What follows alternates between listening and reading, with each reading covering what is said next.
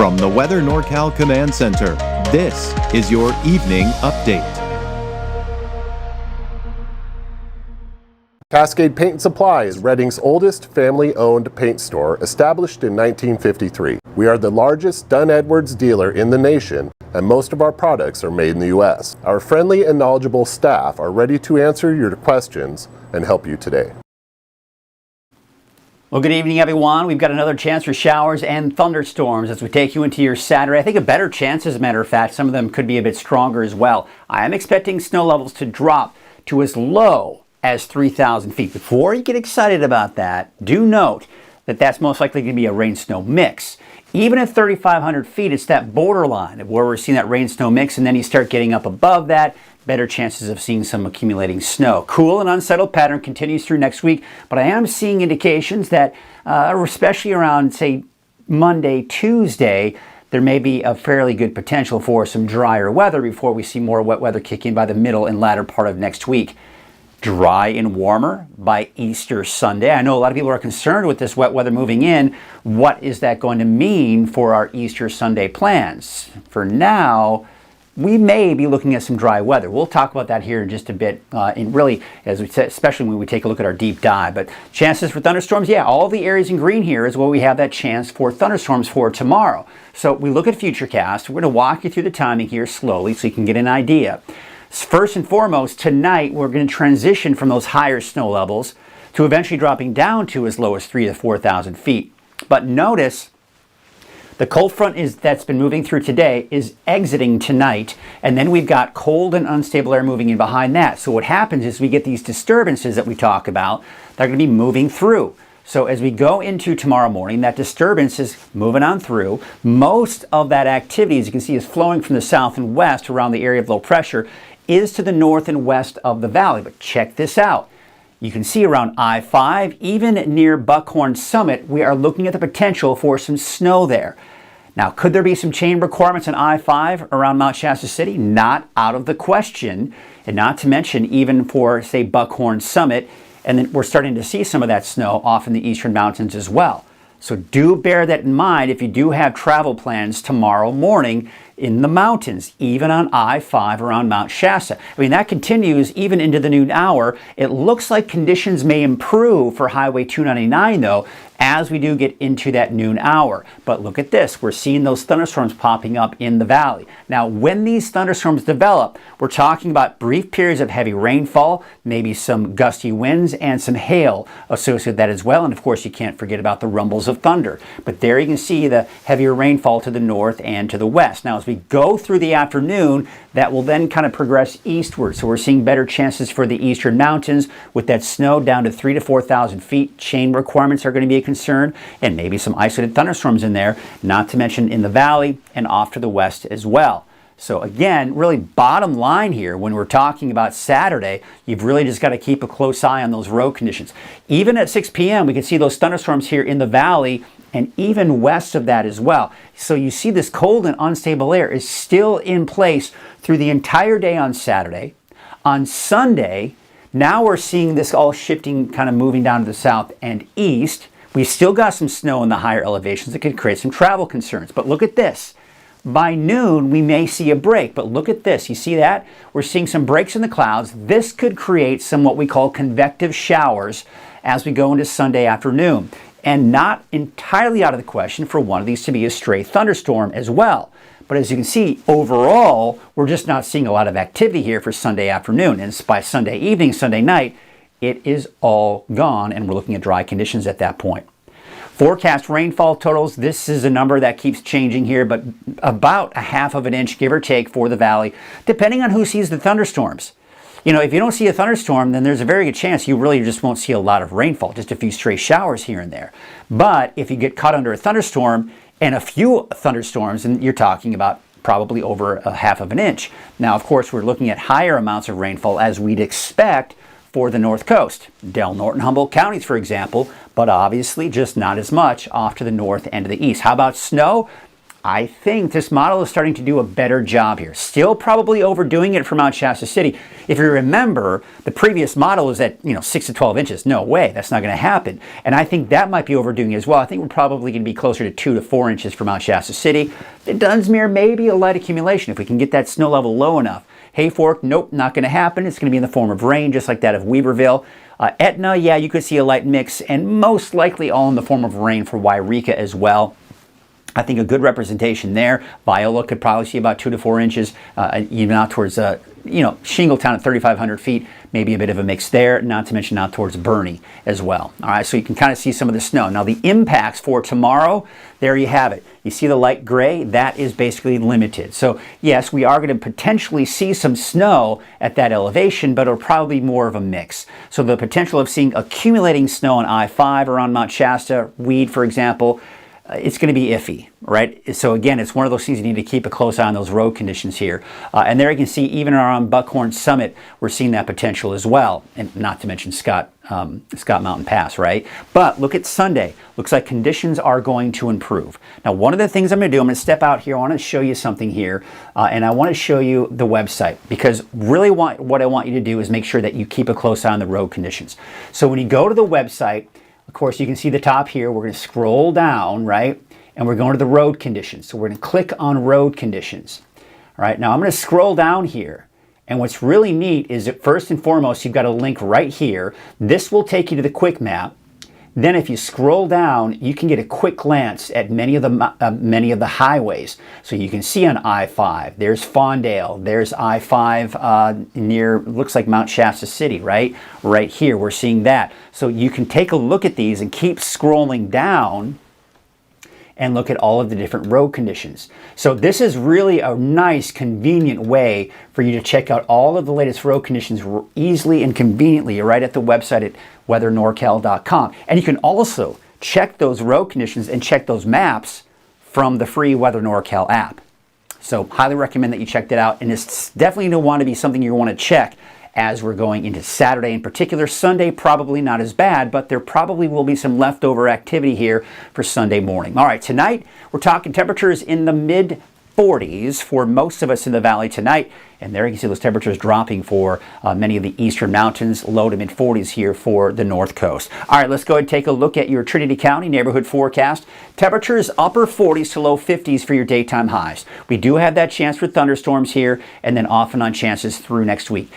Overall, everybody, all of Northern California has that chance of seeing dry conditions on Tuesday. I think for the valley, it's going to be a Monday, Tuesday thing that we'll be looking at drier conditions here. But I'd still expect to see a slight chance for showers even for the coast and the mountains on Monday. And as I mentioned, by Tuesday, things are dry for everyone before we see more wet weather after that. But for your Saturday, for Siskiyou County, there are the showers, snow levels down to about 3,500 feet, give or take. Modoc County neighborhood forecast, 47 degrees for Canby, as well as Tule Lake, and Aden, about 46 degrees. Your eastern mountains neighborhood forecast, Susanville, 48, 47 degrees for Shingletown and Paradise. Viola, much cooler at about 40 degrees for your daytime high, and probably seeing some snow. 57 degrees for Corning, 58 degrees for Orland, Biggs about 56, and Gridley a high of about 57 degrees. And we take you up to the north with about 54 degrees for Redding, 48 degrees in Whiskeytown, and Red Bluff, a high of about 56 degrees. So let's take a look at that 7-day outlook for the valley and for Redding in particular. There's a chance for thunderstorms for your Saturday. Sunday, still some showers left over. And again, we can't completely rule out the chance for a thunderstorm on Sunday. We'll take a closer look at that potential coming up in your deep dive forecast here in just a bit. But there you can see Monday and Tuesday, yeah, the dry conditions I'm expecting at this point for the valley. Wednesday, maybe some heavier rainfall coming in, scattered showers Tuesday, and then more heavier rainfall coming in on Friday. All right, that's your forecast. If you want to stick around now for the detailed deep dive forecast, keep watching. But before we get to that, I want to remind you, and of course I mentioned this earlier, you can download the free Weather NorCal app from your iPhone, from the App Store, or from the Google Play Store from your Android. Just search for Weather NorCal, download the app for free. And as I mentioned, you can click on the road conditions section of the app, and you can look at all of those cameras at an easy, quick glance to help you look at the road conditions out there. And of course, you can check the chain requirements as well. So there again, I want to remind you of the severe outlook that I mentioned in the main weather forecast here. There you can see for tomorrow, All of the areas in green have the potential for thunderstorms. Now, we look at the severe outlook for Sunday. Notice there is no chance for thunderstorms, at least based on the Storm Prediction Center that puts out this product here. What I want to show you here is the storm strength. This is looking at the amount of instability in the atmosphere. Okay, so when you see the blues and the greens, that's indicating that there is a low level of chances of seeing strong thunderstorms. So basically, when you see that blue color here, this is what we're looking at here. Let's take you into your Saturday. So you see that blue and even a little bit of green trying to pop up around the Redding area. Again, that's low storm strength. So the storms are not expected to be all that strong. Okay, then we take you into Sunday. Now check this out. Sunday is still showing a little bit of that instability out there, so we can't rule out the chance for a thunderstorm or two, especially in the valley, and especially if we get some of that daytime heating to develop Sunday afternoon. But of course, then by Sunday night into Monday, it looks like that's all pretty much gone. All right, so here's your overall setup. We're still talking about this active pattern over the Pacific. Okay, so we've got this jet stream right here, storm system. There's more coming in behind that. And it's essentially a parade of storms, as I've called it before, that is heading our way. And what we've seen here throughout the week is a big ridge of high pressure that's been in place over us, giving us the warm temperatures and keeping the storms from moving in. But now that storm doors I call it, is wide open. That's allowing today's storm to move through, and that is, you can see that colder air kind of pooling on in. Now, we do have more disturbances coming on in. That's a look at Monday. See how we have mainly the mountains, maybe even the coast, a chance for a few showers. On Tuesday, we have a very weak ridge of high pressure that may keep most of the energy to our north, and I think everyone will be looking at dry conditions on Tuesday. Then, by the time we get into Wednesday, maybe some heavier rainfall coming in. We take you into next Thursday and Friday. In particular, next Friday, some heavier rainfall, not to mention lower snow levels, maybe down to about 3,000 feet again. Then we take you into your Saturday, still some showers, but check this out. This is looking at, now we're getting ahead of ourselves, but to give you some hope, and this is a trend that I've seen here for the last few days. It looks like we may have a ridge of high pressure build in on Easter Sunday. So, if this is the case, if this actually pans out, then we're looking at a dry Easter. But this is not guaranteed just yet because we're looking out way too far for us to really have full confidence in that. Again, but that being said, right, this is a trend that I have been seeing over the last few days.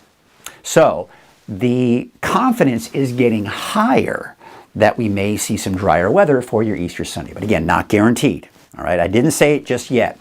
But take a look at this. This is the rainfall outlook through Thursday. Now, again, I typically don't like to show you numbers, but this should help kind of put things in better perspective for you. First and foremost, you get the oranges and even the browns. That's where you're seeing the most amount of rainfall. So for Crescent City, 5 inches possibly through Thursday, and maybe 3 inches. Again, these numbers may be a bit high, but this is your typical footprint. We typically get shadowed in parts of the valley, like Red Bluff and Willows, for example. So maybe about 1 inch there, but I think we could see upwards of 2 inches or more for parts of Redding, and not to mention maybe even Chico. And then, of course, in the mountains, maybe better chances of higher amounts, but smaller amounts as we take you off to the north and east. And again, this is just a general idea, but I think this is a pretty good footprint to show you where the heaviest amount of rainfall is going to be, and that's typically the mountains surrounding the valley, and of course, for the north coast. So here is what we're talking about temperature-wise, okay? So we do have basically trending cooler is what we're looking at here. Here's the jet stream right here. Now, typically to the south of the jet stream, you've got the warmer air and the cooler air to the north of the jet stream. It looks like we'll be on the north side of the jet stream here, not only through this weekend, but if we extend this on into next week, you can see all of this cooler air still really aimed at Northern California. But as we get ourselves into towards the end of next week, even into that next weekend, we're watching this right here. This is what I was talking about for Easter Sunday.